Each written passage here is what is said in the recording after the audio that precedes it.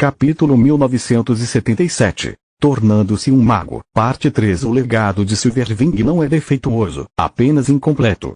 Luz e escuridão não são os únicos dois elementos que são dois lados da mesma moeda. Todos os 6 são. Você pode nos dar uma demonstração? Silpa tinha inúmeras objeções a tal afirmação, mas a magia não se tratava de opiniões. Se Lith realmente pudesse fazer o que afirmava, ele só precisava provar. Além disso, a rainha duvidava que ele tentasse enganar 2 magos especialistas como a realeza. Eu sei que você é um falso desperto, então fique à vontade para usar a visão da vida. Dessa forma, você pode ter certeza de que não estou usando algum truque, Lith disse, e seus olhos brilharam com mana, rapidamente seguido pelos da realeza. Quando criança, fiquei impressionado com os ensinamentos de Silverwing, e minha surpresa só aumentou quando conheci Scarlet, o Scorpicore, a governante anterior da Floresta do Grifo Branco. Ela podia transformar livremente o elemento luz em escuridão e mais tarde testemunhei até o professor Manoar fazer isso. Enquanto Lith falava, uma pequena faísca de energia luminosa apareceu entre suas mãos. Começou a girar no sentido horário, ficando mais escuro a cada ciclo. A realeza pôde ver com visão da vida que Lith não estava lançando um segundo feitiço. A mesma energia da centelha original passou da luz para a escuridão. Isso reforçou o desejo deles de ter Lith de volta ao seu lado, mas estava longe de ser incrível. O falecido Manoar conseguiu muito mais. Isso porque, embora os percebamos como elementos diferentes, eles são na verdade um e o mesmo. Juntos, eles representam o controle sobre a vida. A centelha de luz alimentava as flores da sala, tornando-as mais vibrantes, enquanto a escuridão as fazia murchar. Sem luz, a escuridão se transforma em caos, e sem escuridão, a luz se transforma em decadência. Com uma pequena ajuda de seus olhos, Lith criou uma faísca de ambos os elementos amaldiçoados, quebrando o equilíbrio. Metade das flores apodreceu enquanto a outra metade simplesmente desapareceu. Isso é de conhecimento comum. O rei disse. Além de mostrar seu domínio sobre os elementos, você não acrescentou nada ao legado de Silverwing. Eu precisava estabelecer um terreno comum ou você não seria capaz de acompanhar meu raciocínio. Lith respondeu com um encolher de ombros.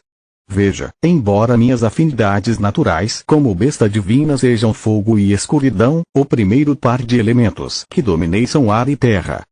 Isso porque na minha linha de trabalho a magia dimensional salvou minha vida inúmeras vezes.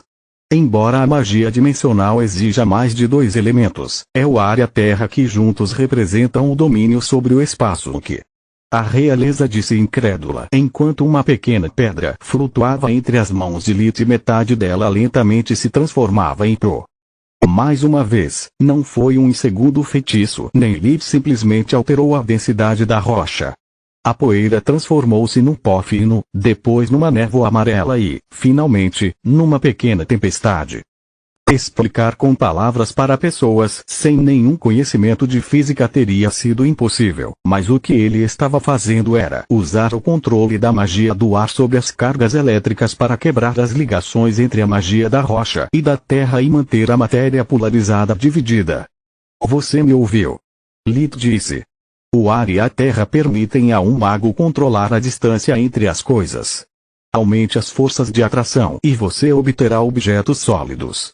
Aumente as forças repulsivas e você obterá gás. Ele esticou a nuvem, transformando toda a rocha em pó eletromagnético antes de condensá-la novamente. A capacidade de dobrar a distância entre 2 pontos diferentes no espaço requer a ajuda dos outros elementos, mas o ar e a terra são tudo o que você precisa para afetar o espaço ao seu redor. Assim, Lith estendeu a mão e uma descarga elétrica explodiu do chão. Você pode fazer isso de novo? Silpa perguntou, examinando os arredores com visão de vida e dominação. Lith sentiu e criou um fluxo constante de energia indo da areia para sua mão. Ele está dizendo a verdade. Silpa sentiu. Até agora, a magia da terra tornou-se inútil cada vez que uma luta se movia para o céu e a magia do ar era limitada na presença de metais. Isto é uma virada de jogo. E quanto ao fogo e à água? Meron perguntou sem se preocupar em esconder sua curiosidade.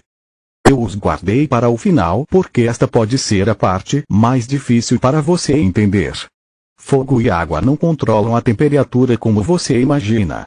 Eles controlam a velocidade. Lith respondeu. Isso é totalmente errado. A rainha balançou a cabeça. Nada é mais rápido que um raio e a fusão do ar aumenta a velocidade. Como o controle da água e do fogo poderia acelerá-los? Como eu disse, é difícil de entender. Lith disse. Como você sabe, ao usar a magia da terra para alterar a densidade de uma superfície, podemos transformá-la de sólida em areia e em lama. O fogo e a água não podem influenciar a densidade da matéria sólida, mas o fogo pode liquefazer e evaporar qualquer coisa, enquanto o gelo pode transformar o objeto mais forte em um pedaço de vidro quebradiço. Você já se perguntou o porquê? É simplesmente choque térmico. Meron encolheu os ombros. Tudo tem um ponto de fusão e de ebulição, mas isso é uma questão de temperatura, não de velocidade. É aí que você está errado. Lith balançou a cabeça. Usei o ar e a terra para mostrar como até uma rocha é rica em cargas elétricas e pode produzir raios. O que você chama de ar não é na verdade espaço vazio, mas está cheio de coisas tão pequenas que você não consegue vê-las. Um aceno de mão fez com que parte da umidade da sala se condensasse em uma pequena esfera de água que acontecia dentro da luz escura dançante da nuvem tempestuosa. Há água nesta sala, mas você não pode vê-la porque é muito rápida.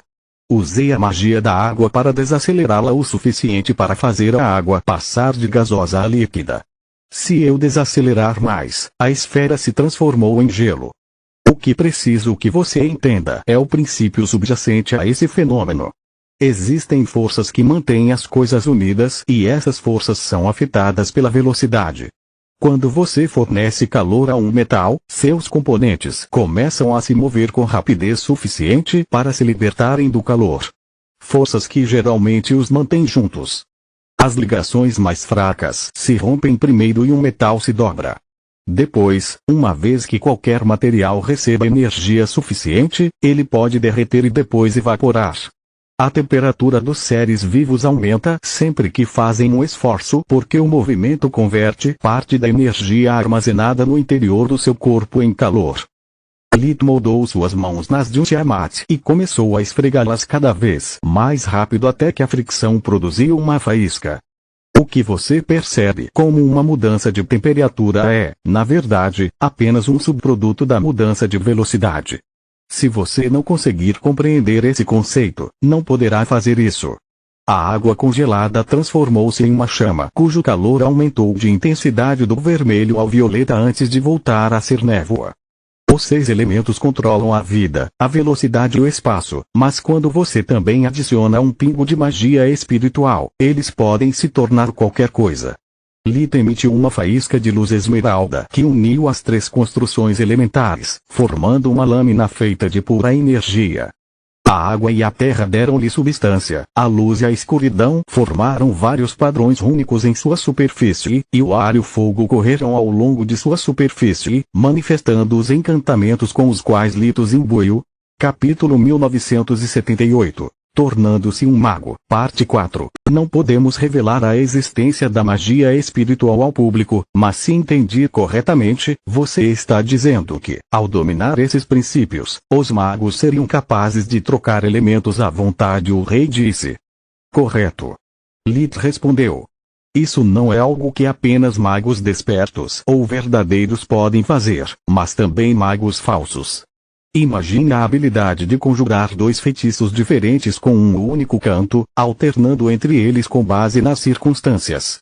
Para alterar as propriedades até mesmo de matrizes, permitindo que os guardiões diminuam o tempo de lançamento e deem maior versatilidade às suas criações. É incrível. A rainha disse enquanto tentava e não conseguia replicar o que Lith acabara de fazer. Sua falta de compreensão da física limitava sua imaginação, mas sua rica experiência como maga e sua dominação a fizeram sentir o quão perto ela estava de alcançar o mesmo resultado depois de ouvir algumas palavras. De fato, Lith sentiu. Não posso decidir o que você vai compartilhar com o público, só estou oferecendo conhecimento digno de um mago. O que você faz com ele não é da minha conta. Ele poderia ter revelado a habilidade das varinhas de forjamento para permitir que falsos magos usassem magia espiritual para ganhar o título de mago, mas isso teria irritado o conselho. A comunidade desperta considerava a magia espiritual exclusiva e uma das principais razões pelas quais ainda tinham vantagem sobre os magos falsos. Lith não poderia fazer de seu próprio povo um inimigo apenas para resolver seus problemas pessoais. Além disso, compartilhar tais informações teria feito dele um mago para falsos magos e uma piada para os despertos. Não seria algo que ele criou, mas apenas algo que ele roubou e explorou. Dessa forma, em vez disso, ninguém seria capaz de criticá-lo. Esta nova disciplina de magia foi criada por ele mesmo e só ele poderia decidir o que fazer com ela. Além do que já disse, também estou disposto a compartilhar com o reino o conhecimento necessário para replicar o núcleo de poder do Dolorean. Com ele, assim que a Guerra dos Grifons terminar, você poderá começar a fabricar trens que irão conectar as cidades do reino. As pessoas poderão se deslocar livremente do campo para os portões de Dobra, mesmo durante o inverno. A qualidade de vida, a segurança e o comércio de mercadorias beneficiarão a todos. Lith disse. As pessoas não ficarão presas nas suas aldeias durante toda a vida e viajar não será um luxo que só os ricos podem pagar. A movimentação de mercadorias e soldados será muito mais eficiente sem ser limitada por magos dimensionais. Acho que vocês podem imaginar o resto sozinhos. No momento havia apenas um mestre da luz a serviço do reino, mas Kila ainda era muito inexperiente para replicar algo tão complexo como o Dolorean. Se Lith compartilhasse os projetos de seu núcleo de poder, no entanto, mesmo mestres de forja incapazes de usar maestria da luz poderiam fabricá-lo. Era o mesmo princípio por trás dos amuletos de comunicação difundidos, compartilhado por um dos raros magos que se tornaram um mestre da luz e um mago dimensional, Geron Clavan. Centenas de anos atrás ele se tornou o segundo governante das chamas dos despertos e um mago do Império graças à sua criação. Precisamos apresentar sua proposta à Corte Real e à Associação dos Magos, mas isso é suficiente para garantir a você o título de Mago Heimeron, disse enquanto se levantava e oferecia a mão a Lith. Antes de você ir, ainda há um assunto que eu gostaria de discutir. Lith apertou, mas convidou o rei a sentar-se novamente.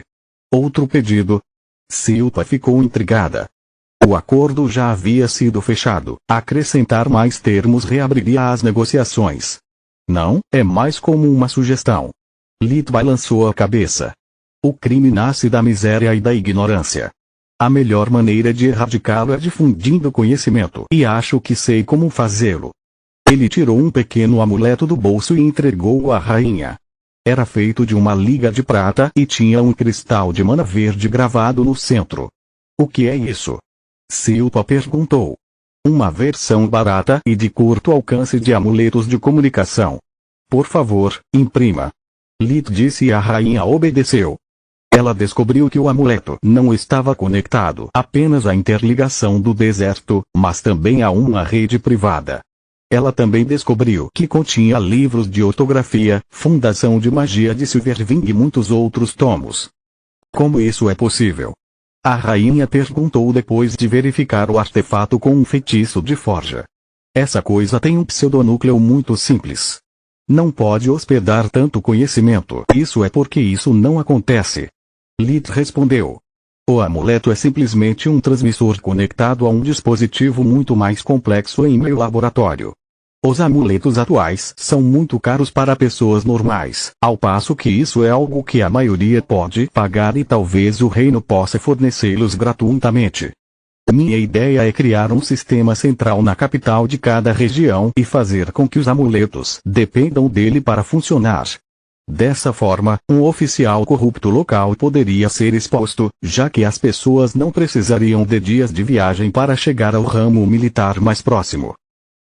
Mesmo aqueles que não podem pagar o papel para um único livro terão muitos tomos à sua disposição, ensinarão magia ou qualquer outra disciplina aos filhos e descobrirão que têm talento para isso.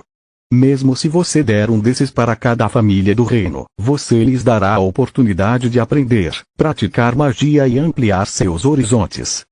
As histórias para dormir ajudariam as crianças a aprender a ler e a escrever e dariam aos pais uma maneira de mantê-las quietas.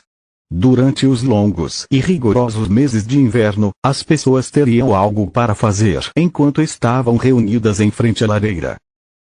Além disso, como os amuletos por si só são inúteis e a unidade central estaria sob seu controle, você pode começar adicionando apenas livros seguros e depois aumentar progressivamente seu número e variedade. Lita explicou à realeza como foi possível aumentar a rede de amuletos e transformá-la na coisa mais próxima da internet da Terra. Um lugar onde até pessoas distantes a milhares de quilômetros umas das outras pudessem conversar e compartilhar seus conhecimentos. Numa versão futura dos amuletos, as pessoas seriam capazes não apenas de ler no mainframe, mas também de escrever e criar seus espaços pessoais com base em seus interesses comuns. Esta é uma ótima ideia. O rei perguntou. Por que você não nos ofereceu isso como parte de seu legado como mago? Lit respirou fundo e então começou a explicar todos os problemas que a internet e a disseminação de smartphones mágicos estavam fadados a criar.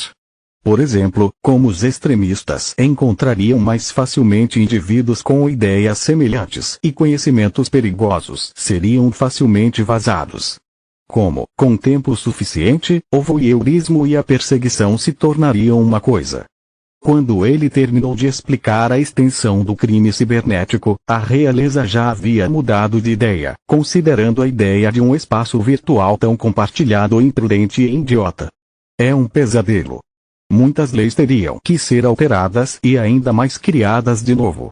Silpa já estava com dor de cabeça só de pensar.